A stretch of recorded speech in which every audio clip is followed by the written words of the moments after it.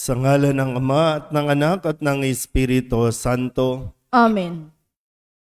ang pagpapala ng ating Panginoong Hesukristo, ang pag-ibig ng Diyos Ama, at ang pakikipagkaisa ng Espiritu Santo, naway sumainyong lahat. At sumaiyo rin.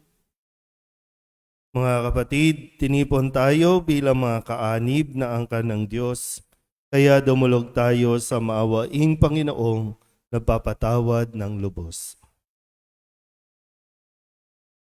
Sinugong tagapagpagaling sa mga nagsisisi, Panginoon, kaawaan mo kami. Panginoon, kaawaan mo kami. Dumating na tagapaganyayang mga makasalanay magsisi, Kristo, kaawaan mo kami. Kristo, kaawaan mo kami. Nakaluklok ka sa kanan ng Diyos Ama para ipamagitan kami. Panginoon, kaawaan mo kami. Panginoon, kaawaan mo kami. Kaawaan tayo ng makapangyarihang Diyos, patawarin tayo sa ating mga kasalanan at patnubayan tayo sa buhay na walang hanggan. Amen. Manalangin tayo.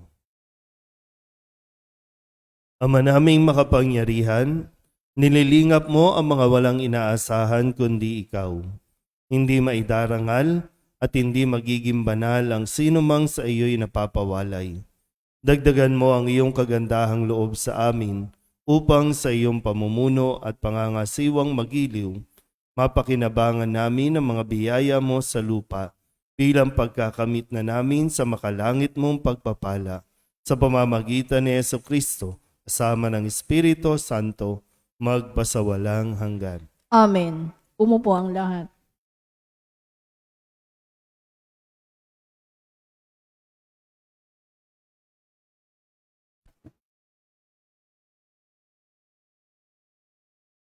Pagbasa mula sa aklat ng Eksodo. Noong mga araw na iyon, ginawa ni Moises ang lahat ayon sa utos ng Panginoon. Kaya ang tabernakulo'y itinayo nila noong unang araw ng unang buwan ng 2 taon mula nang umalis sila sa Ehipto. Si Moises ang nagtayo ng tabernakulo. Inilagay niya ang mga tungtungan nito. Itinayo ang mga bastidor, isinuot sa mga argolya ang mga trabisanyo at itinayo ang mga poste. Nilatagan niya ng lona ang ibabaw nito at inatipan, tulad ng utos ng Panginoon. Isinilid niya sa kaban ang mga tapyas na batong kinasusulatan ng mga utos. Isinuot sa mga argolya ng kaban ang mga pasanan at ipinatong ang luklukan ng awa. Ipinasok niya sa tolda ang kaban ng tipan at tinabingan, ayon sa utos ng Panginoon. Nang mayari ang tabernakulo, nabalot ito ng ulap at napuspos ng kaningningan ng Panginoon. Hindi makapasok si Moises pagkat nanatili sa loob ang ulap at napuspos nga ito ng kaluwalhatian ng Panginoon. Sa paglalakbay ng mga Israelita, nagpapatuloy lamang sila tuwing tataas ang ulap mula sa tabernakulo. Kapag hindi tumaas ang ulap, hindi sila nagpapatuloy. Hanggang hindi tumataas ang ulap, hindi sila lumalakad. Kung araw, ang ulap ng kapangyarihan ng Panginoon ay nasa tapat ng tabernakulo. Kung gabi na may ang haliging apoy. Ito'y nasa isang lugar na kitang-kita ng mga Israelita at siya nilang tanglaw sa kanilang paglalakbay. Ang salita ng Diyos. Salamat sa Diyos. Salmong tugunan ang atin pong itutugon. Ang templo mo'y aking mahal, Diyos na makapangyarihan. Tayo pong lahat. Ang templo mo'y aking mahal, Diyos na makapangyarihan. Nasasabik ang lingkod mong sa patio mo ay pumasok. Ang buo kong pagkatao'y umaawit na may lugod. Sa masayang pag-awit ko, pinupuri ko buhay na Diyos. Tugon. Ang templo mo'y aking mahal, Diyos na makapangyarihan. Panginoon, sa templo mo, mga maya'y nagpupugad. Mga ibong layang-laya sa templo mo'y nagagalak. may inakay na kalinga sa tabi ng iyong altar. O poon, Hari namin at Diyos na walang kupas. Tugon. Ang templo mo'y aking mahal, Diyos na makapangyarihan. Mapalad na masasabi silang dooy tumatahan at palaging umaawit, nagpupuring walang hanggan. Ang sa iyo umaasay, masasabing mapalad din. Habang lumalakad, lalo mo nga silang palakasin. Tugon. Ang templo mo'y aking mahal, Diyos na makapangyarihan. Kahit isang araw lamang gusto ko pang sa templo mo, kaysa 1,000 araw na iba ang tahanan ko. Gusto ko pang maging bantay sa pinto ng iyong templo, kaysa ako'y mapasama sa masasamang mga tao. Tugon. Ang templo mo'y aking mahal, Diyos na makapangyarihan. Tumayo ang lahat.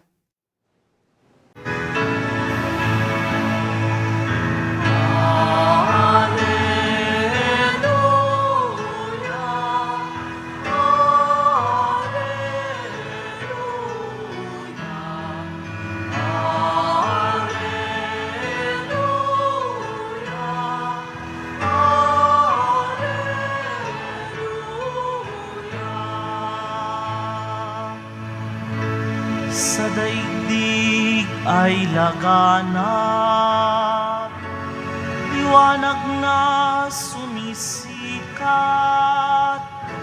salitang buhay ng lahat. Alleluia, Alleluia.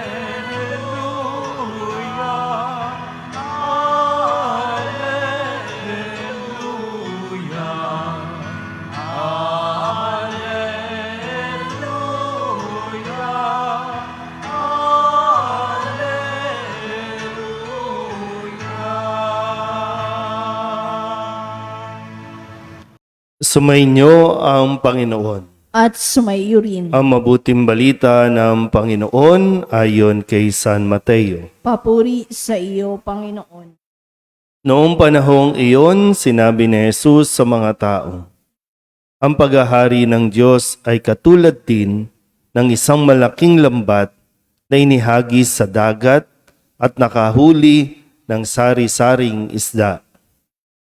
Nang mapuno ay hinila ito sa pampang at naupo ang mga tao upang pagbukod-bukirin ang mga isda. Tinipon nila sa mga sisidlan ang mabubuti, ngunit itinapon ang mga walang kwenta. Gayun din ang mangyayari sa katapusan ng daigdig. Darating ang mga anghel at ihihiwalay ang mga makasalanan sa mga banal at ihahagis ang mga makasalanan sa maningas na pugon. Dooy mananangis sila at magngangalit ang kanilang ngipin.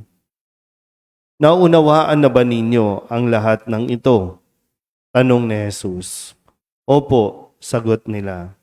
At sinabi niya sa kanila, kaya nga, ang bawat iskriba na kumikilala sa paghahari ng Diyos ay tulad ng isang puno ng sambahayan na kumukuha ng mga bagay na bago at luma sa kanyang taguan.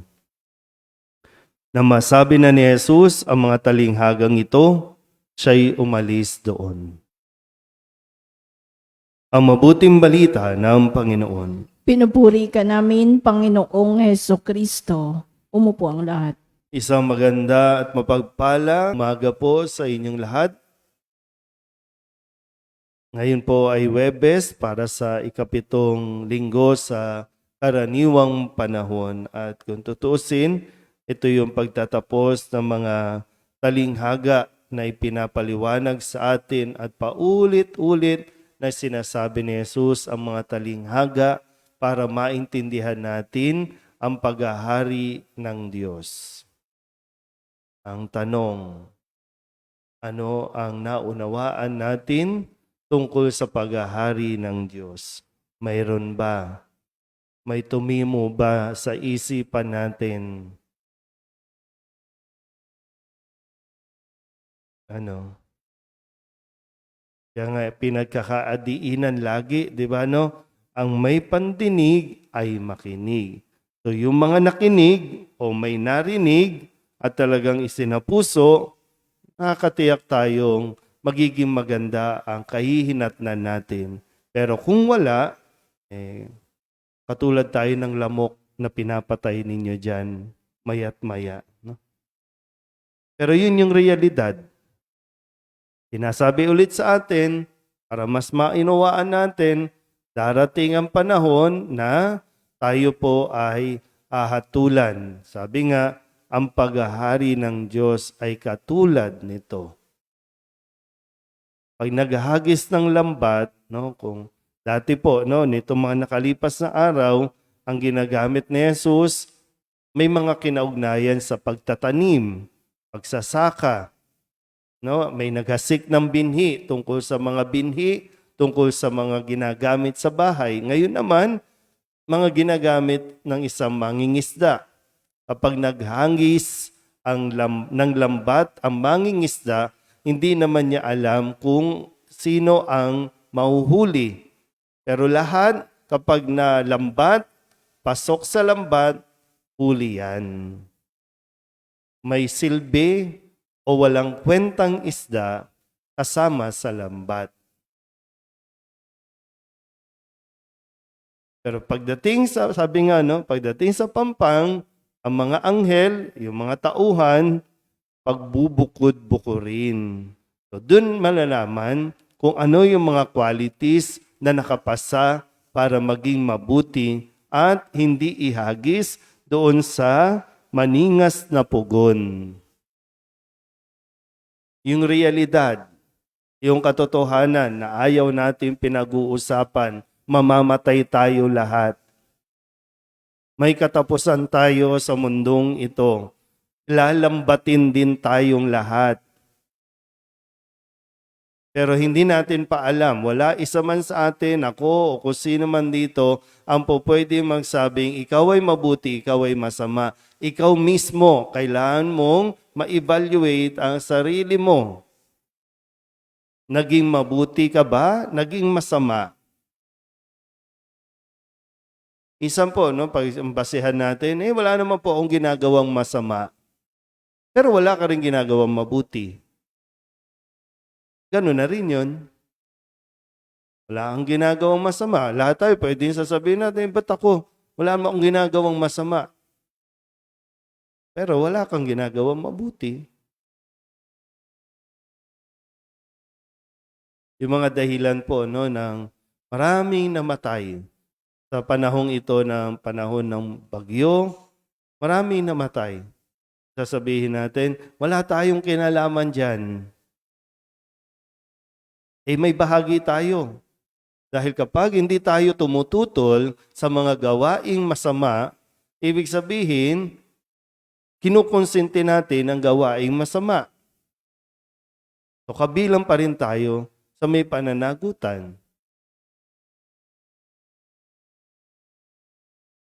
Dito nga lang sa atin, no? Minsan talagang kailangan natin maranasan ito para matauhan at magising tayo. Hukay dito, hukay doon, taas dito ng kalye. Minsan po, no, kapag yung may nadadaanan ka dyan, no, dito sa, kahit dito man lang sa area, o dun sa lugar namin, dyan sa Bulacan. Dati pintuan. Ang pintuan na ngayon, bintana na. Ganun kataas. Pero naayos ba? Naayos ba ang baha? Hindi naman. Kasi hukay lang ng hukay.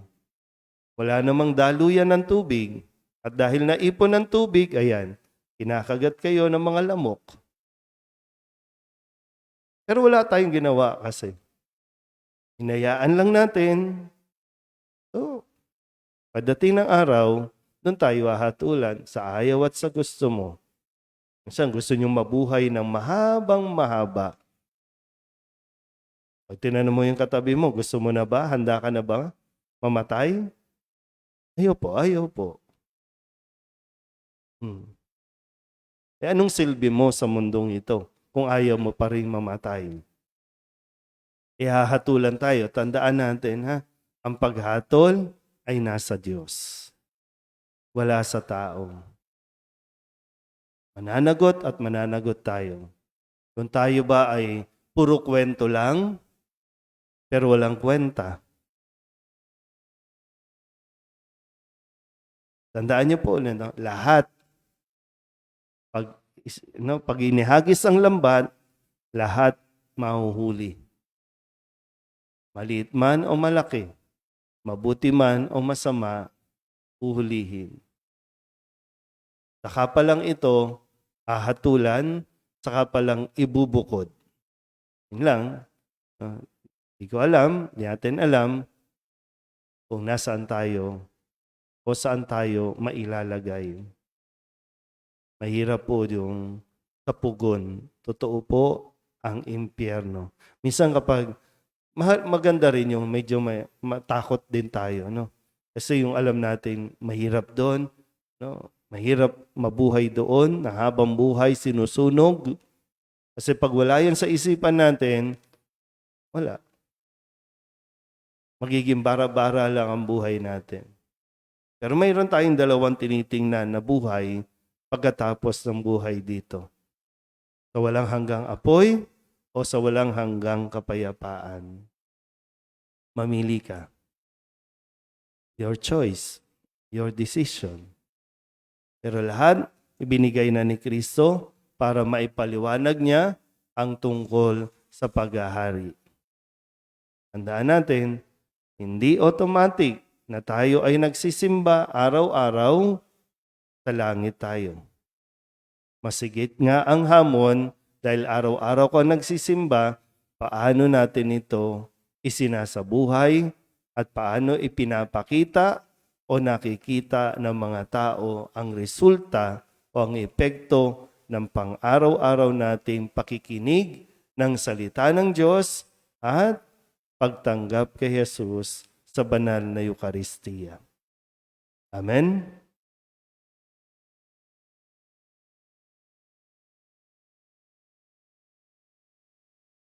Tumugon tayo ng may pananalig sa paanyaya ng Diyos na pumasok sa kanyang kaharian. Buong kababaang loob tayong manalangin. Panginoon, dinggin mo ang aming panalangin. Panginoon, dinggin mo ang aming panalangin.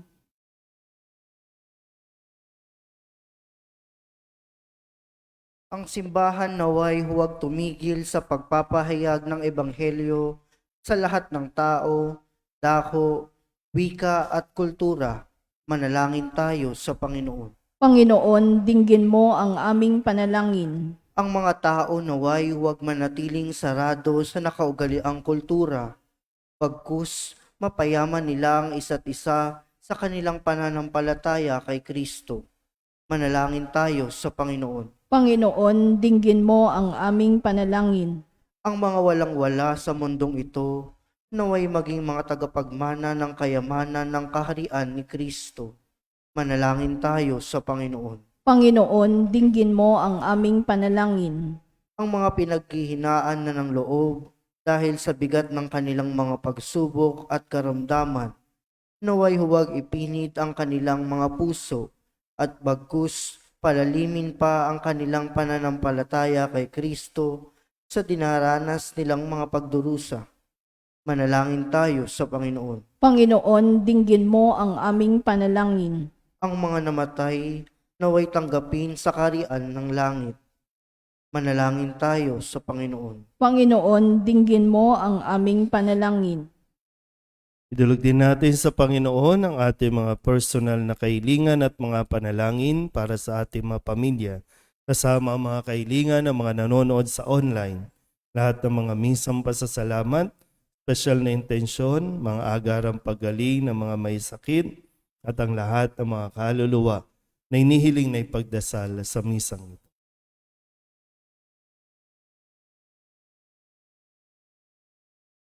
Ang lahat ng ito inihiling namin sa ngalan ni Kristong aming Panginoon. Amen. Umupo ang lahat.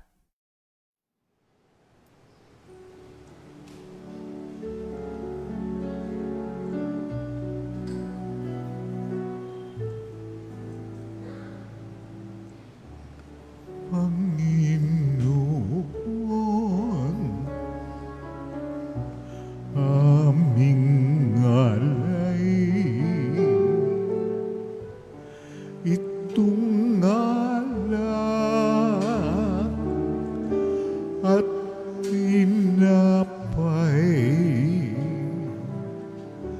sa altar mo.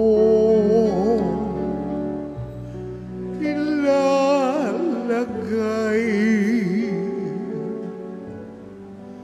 tanggapin sa iyong kamay.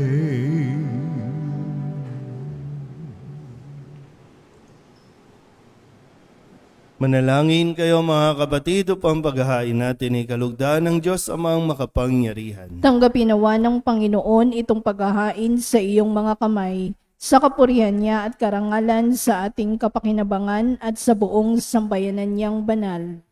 Ama naming lumika, tanggapin mo ang mga alay na sa iyo rin nagmula at ngayoy aming inihahanda sa iyong dambana upang sa aming ginaganap na pagdiriwang ang iyong paglingap ay magtaguyod sa tanan at magpabanal sa aming pamumuhay sa kasalukuyan at mag-akay sa amin sa ligayang walang katapusan.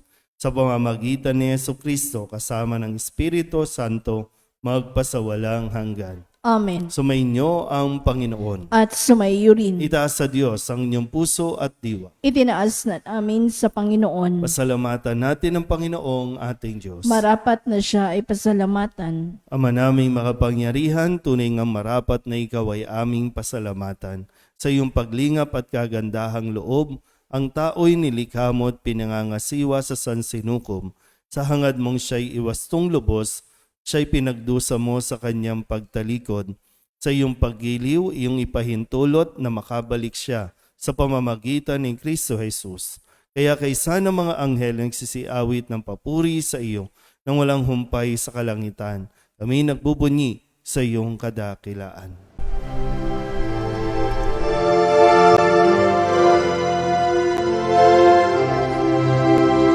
Santo, Santo, Santo, Panginoong Diyos makapangyarihan, napupuno ang langit at lupa ng kalwalhatian mo.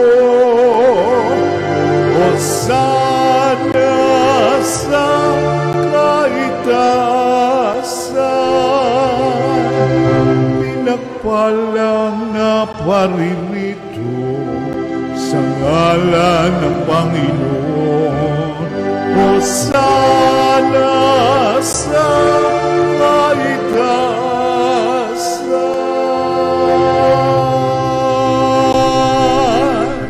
Ama naming banal, ikaw ang bukal ng tanang kabanalan. Kaya't sa pamamagitan ng iyong Espiritu, gawin mong banal ang kaloob na ito upang para sa aming maging katawan at dugo ng aming Panginoong Hesukristo.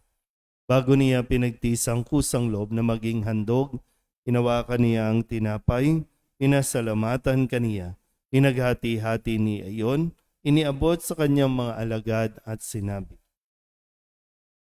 "Tanggapin ninyong lahat ito at kanin, ito ang aking katawan na ihahandog para sa inyo."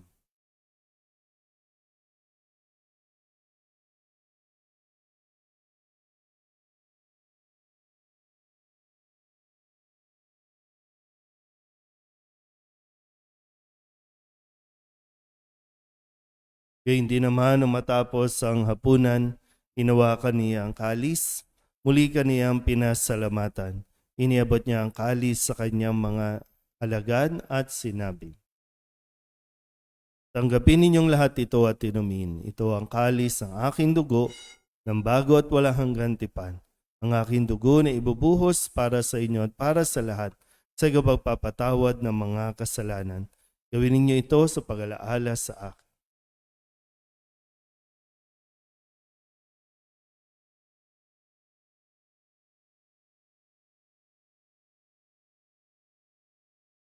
Ipagbunyi natin ang misteryo ng pananampalataya. Si Kristo'y namatay, si Kristo'y nabuhay, si Kristo'y babalik sa wakas ng panahon.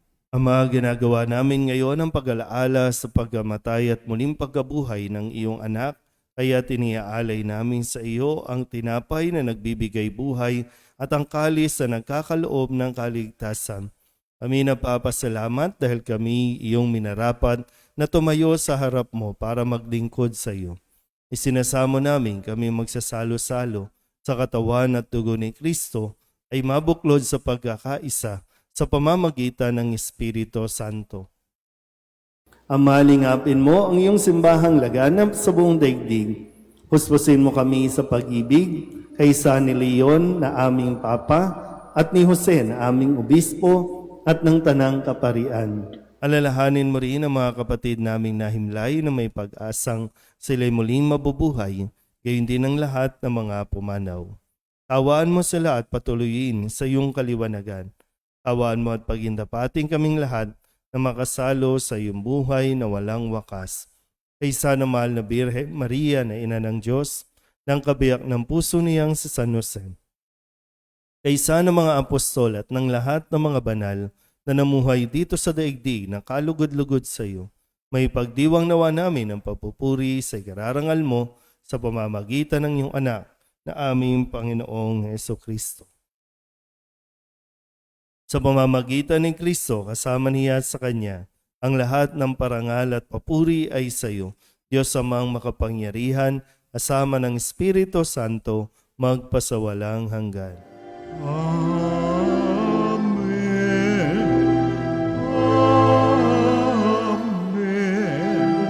Amen. Amen.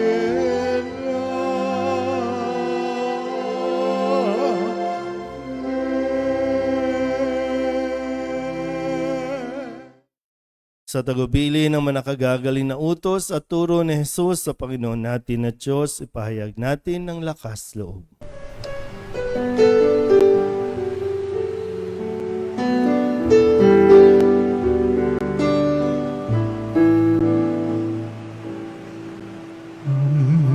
Namin sumasalang ka, sambahin ang ngalan mo, mapasamin ang kaharian mo, sundin ang loob mo dito sa lupa para nang sa langit. Bigyan mo po kami ngayon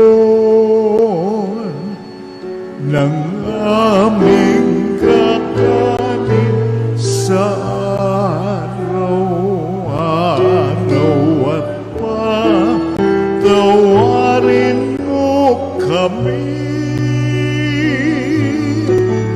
sa aming mga sala para ng pagpapatawan namin sa nagkakasala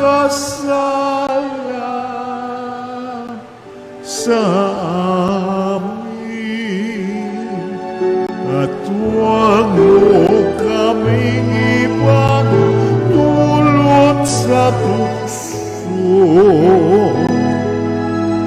at yadya mo kami sa lahat ng masama.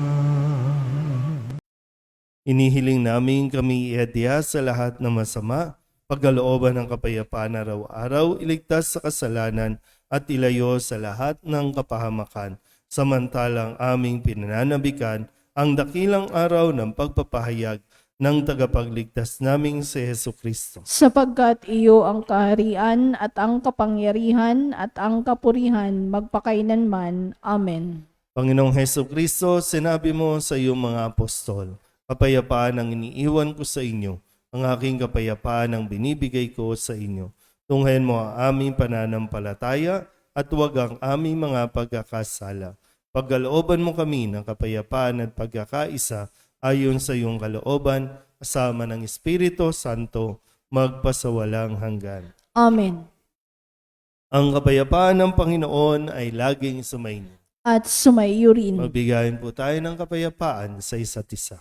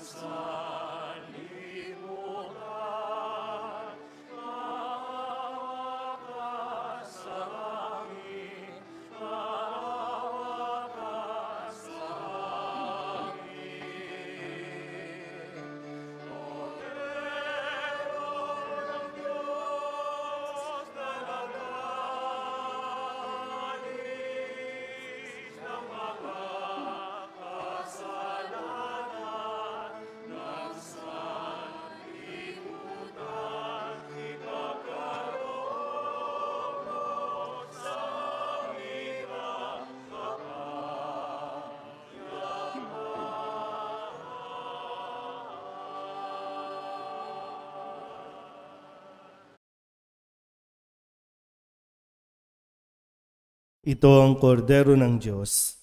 Ito ang nag-aalis ng kasalanan ng sanlibutan. Mapalad ang mga inaanyayahan sa kanyang piging. Panginoon, hindi ako karapat-dapat na magpatuloy sa iyo, ngunit sa isang salita mo lamang ay gagaling na ako. Katawan ni Kristo. Amen.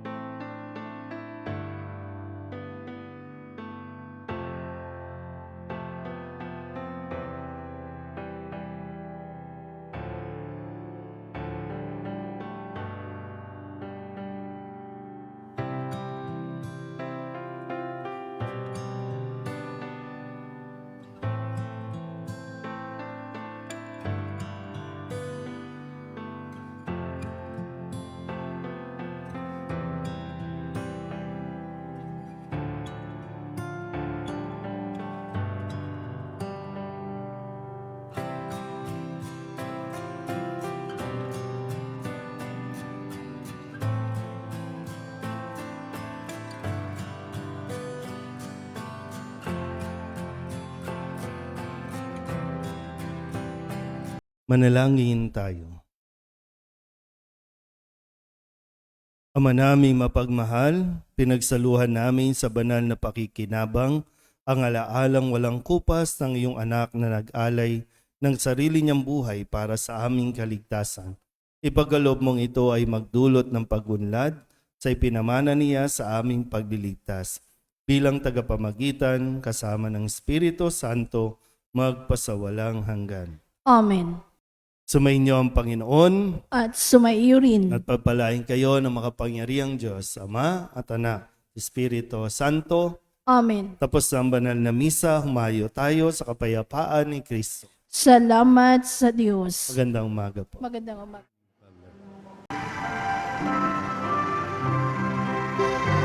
Nuestro Padre Jesus Nazareno, sinasamba ka namin, pinipintungo ka namin, aral mo ang aming buhay at kaligtasan.